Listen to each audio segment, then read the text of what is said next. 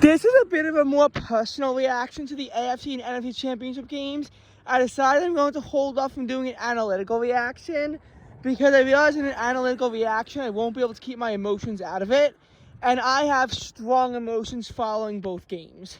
Strong emotions.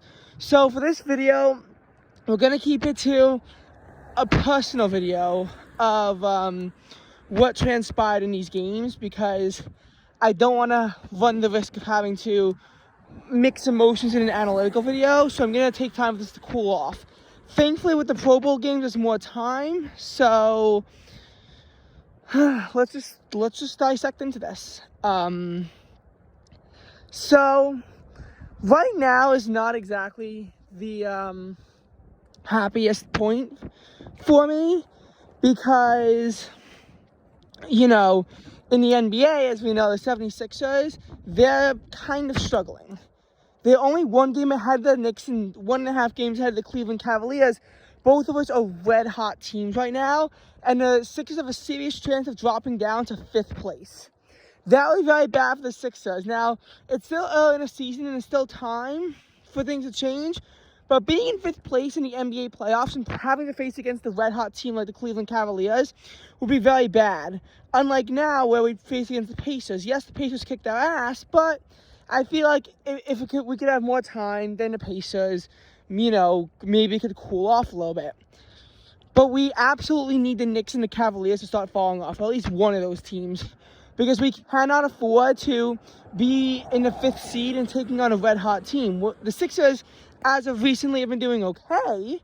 They're doing fine, but they're not dominating the same way that the Knicks and the Cavaliers have, and it's very threatening as a Sixers fan to see this, while also losing a chance to catch up on the Bucks or on the Celtics.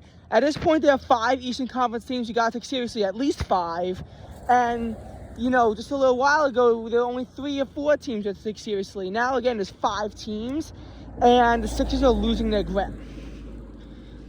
You know, it's just not fun as just being a Sixers fan. But as far as the AFC and NFC Championship game goes, I'm going to do this in chronological order. So first of all, we have the AFC Championship game, and I actually missed kickoff because I was at the mall and we were driving home, and when we got it back, I saw it was Chiefs ball.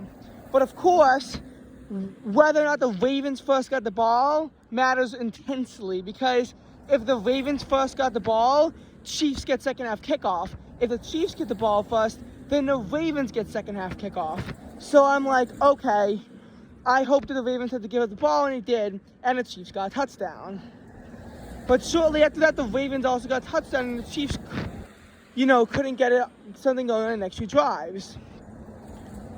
Or it stalled out a little bit, and then the Ravens got and then the Chiefs got a touchdown to make it 14-7 ball game. And then, you know, the Ravens and the Chiefs, they both exchanged blows. I'm not actually, totally sure that happened. I know that at some point in there, the Ravens lost a fumble. But it wasn't actually too aware of what happened because it was just a bit of a blur, that game, because of how much defensive stuff that there was. And then I remember the Chiefs had a chance to take a 21-7 lead into the half when they were able to get the second half kickoff. Whatever they did, though, they had to make sure that they at least scored. And at first, they were at 3rd and 4, and it was very convertible. But they got 2 holding penalties. A touchdown was negated, so they couldn't go up 21-7. And then they faced 3rd and 24.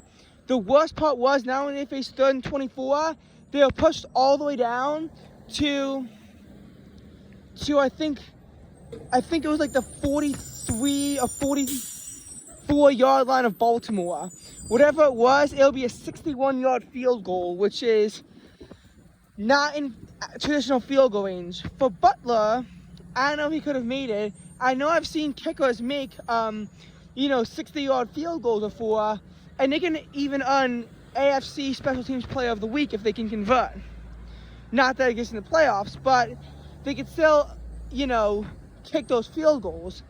But it's a very high-risk play, and you always run the risk of a special teams touchdown to even out the score. Thankfully, they were able to not convert the 3rd down. They were faced with 4th and 15, but they had 4th and 15. Now they were up to the Baltimore, 34, 35-yard line. So it was a 52-yard field goal attempt which they converted to make it 17-7, a 2-score game.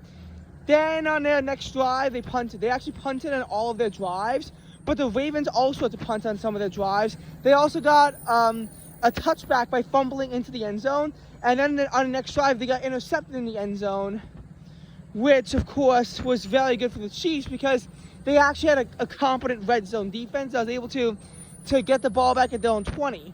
And while they had to punt, they never failed to convert a 4th down. There are actually no 4th down conversions attempted in that game.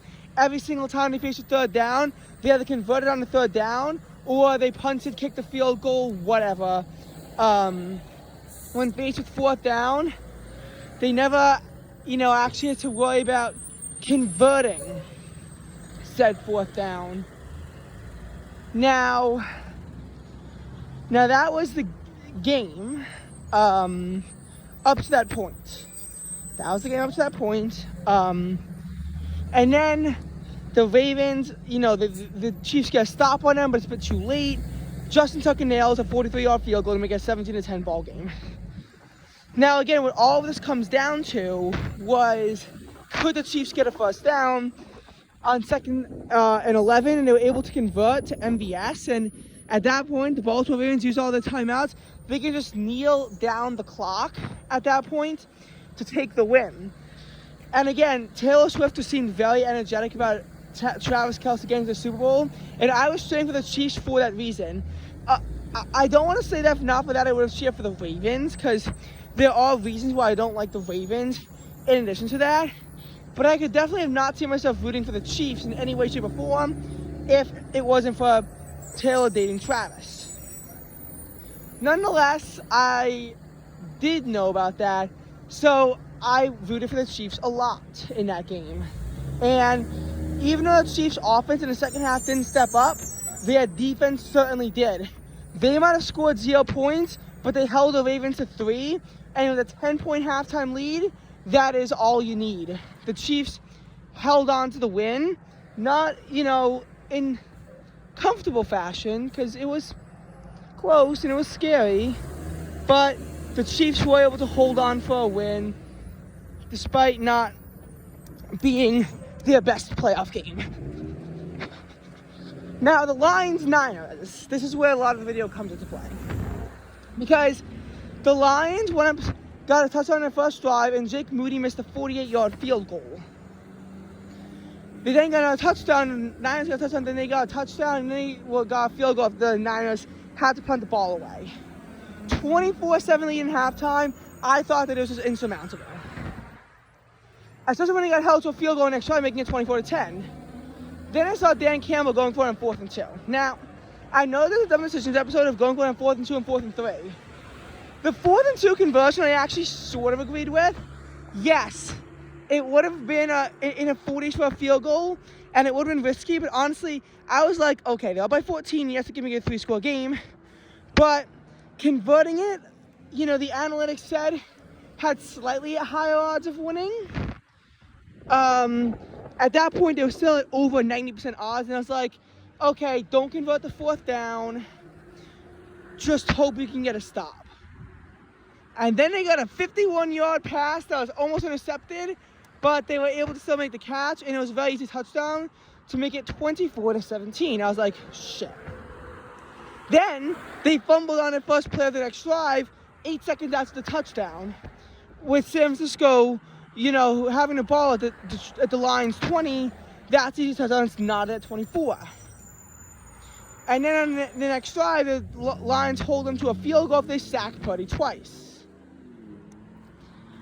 Now it's 27-24 ball game.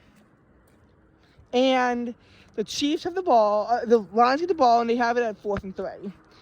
Now, the 4th and 2 conversion, I understand if you want to be aggressive, and the analytics said slightly favored 4th and 3, but I would say kick the field goal there, because you had an opportunity to tie the game at 27, and you passed it up. You passed it up, and you passed it up when you converted a field goal you pass it up when you kick the field goal at the 27, because, you know, if you got 21 downs, and they would have the ball back up, and again, they scored a touchdown to make it 34-24. The Lions still aren't dead yet, because they can still get touchdowns on this to make it 34-31. But because they had to do so on 4th down and not 3rd down, it was so painful to watch. They had to burn a timeout and pretty much ensure that the 49ers, if they couldn't convert an onside kick, which has a 6% success rate, if that, let's say they could not convert. And of course, you know, the fail to convert an onside kick, which is almost impossible, again, by today's rules, meant that it was just so painful to watch. The line just choke away at that lead, letting the Niners score 27 unanswered points. Dan Campbell's kind of an idiot. He kind of didn't do it. And it's like, yes, okay, I get it. You live with the aggression, you die with the aggression. And I get he's an aggressive coach. But going for on 4th and 2 that time, you could pass it up and saying that's aggression. But when a 4th and 2 play failed, you have a 4th and 3 play, I mean, it's just like at that point I was screaming for him, take the field goal, even out the game. So this way, the Niners, when they go up, they can only go up by 1 score. You can have a 1-score game and then force it to go to overtime. And not going on 4th and 2, I'll say it only looked bad in hindsight. 4th and 3, I was like, Dan Campbell, you better know what you're doing. He didn't know what he was doing. Both the Packers and, you know, the Lions lost by passing up a play to, you know, make it on 4th down. By passing up a field goal and trying to make it on 4th down, they failed. That could have forced overtime had they succeeded. But it's just like, you have a team that hasn't made it to the Super Bowl ever. And they were really close to doing it away, and Dan Campbell just choked away that game. And that's what's so annoying. Because now you have a Chiefs not in a Super Bowl. I was fine with the Chiefs part. But most of America isn't. Most of America now has to make the choice. Do they support the Chiefs or the Niners, considering they don't like either team? It makes sense. They're both establishing dynasties right now, and they're both screwing over all the other teams. It's so hard to decide who to root for, and no one wanted a Super Bowl. I can tell you that basically, if you weren't in Northern California or Oregon or Illinois, Wisconsin, or Minnesota, and maybe the state of Iowa, you were cheering for the Lions and not the 49ers. And again, maybe Niners territory extends out into Nevada. I can't really see it extending any further than Nevada, although a lot of that is Raiders territory, so I would honestly not even say that. And for Chiefs, again, in Ohio, you were split because the Bengals and Browns hate both teams. Pennsylvania was split because, again, you have Steelers country, but you also have the Eagles and Ravens territory that can be found in Pennsylvania.